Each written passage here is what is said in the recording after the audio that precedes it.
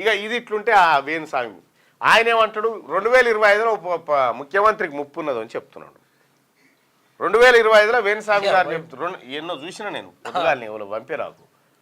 2025లో ఇరు రాష్ట్రాల్లో ఒక ముఖ్యమంత్రికి ముప్పు ఉందట.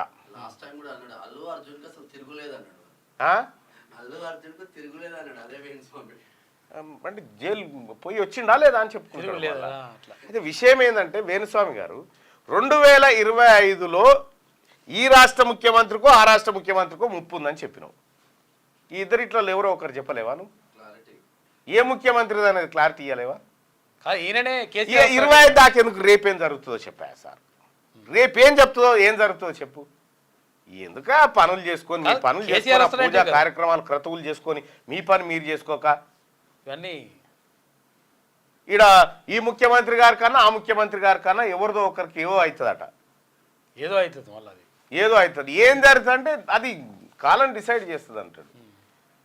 నీకు నిజంగా చెప్తా ఉన్నా వేణుస్వామి గారు గా ఏపీలో చేసుకున్నావు మంచిగా ఉంది, చేసుకో. ఎవరు మెప్పు కోసమే జగన్మోహన్ రెడ్డి తిరుగులేదన్నావు, ఇంకేమో చేసినావు అంత ఆగమాగమైన కేసీఆర్ మళ్ళా ముఖ్యమంత్రి డైరెక్ట్ కేటీఆర్ సీఎం అని చెప్పి డైరెక్ట్ కేటీఆర్ సీఎం అని చెప్పి చెప్పాడు.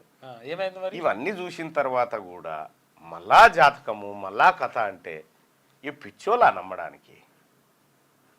మీ జాతకం చూసుకో ఫస్ట్. మీ జాతకం సరిగా లేక మా జాతకాలు చెప్తా ఉన్నారు.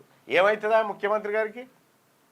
ఇరు రాష్ట్రాలు ఇటు చంద్రబాబు గారి కన్నా అటు రేవంత్ రెడ్డి గారి కన్నా ఏదన్నా ఒకటి అవుతుంది. ఈయన చెప్తాడు మూడు పిల్లలు విడిపోతారు, మళ్ళీ కొత్త కాదు మళ్ళీ ఈ నాగచైతన్యది కొత్త పిల్ల వాళ్ళు కూడా విడిపోతారని చెప్తుండు. ఇటువంటి లంగ మాటలు ఎందుక వేణుస్వామి గారు? మీ పని మీరు చేసుకొని సపరేట్గా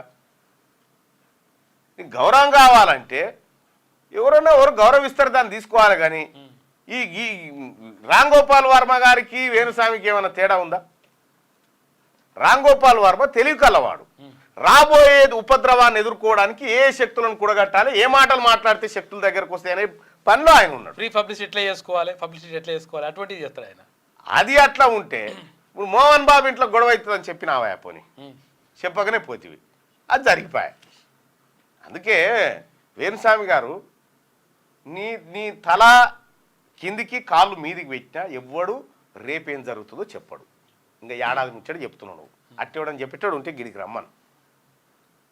రమ్మన్ మాట్లాడతా.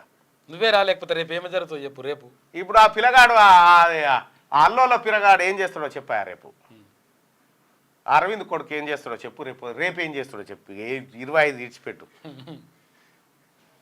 ఏడమోపాయి రా అంత లాలోలు మోపాయి అన్న. విద్యుత్ సంస్థలు 20,000 మంది ఆర్టిజన్స్కి బ్రిటిష్ పాలన రూల్స్, మిగతా కార్మికులకు ఏపీఎస్సీబీ సంస్థలో 2 రూల్స్ ఉన్నాయని చెప్పి చెప్తా ఉన్నారు. మురళి అన్న మీరు ఇచ్చినటువంటి ఆ కాగితం తీసుకొని పోయి రిప్రజెంటేషన్ తీసుకొని పోయి డిప్యూటీ సీఎం బట్టి విక్రమార్క గారికి అందజేయడం జరిగింది.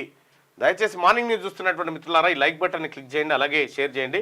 ఇక క్యూ న్యూస్ ఛానల్లో పనిచేయటకు అనుభవం గల సీనియర్ వీడియో ఎడిటర్స్ కావాలను సంప్రదించవలసిన నెంబర్ 8688926084. qnewsads@gmail.com ను సంప్రదించండి. లైక్ చేయండి.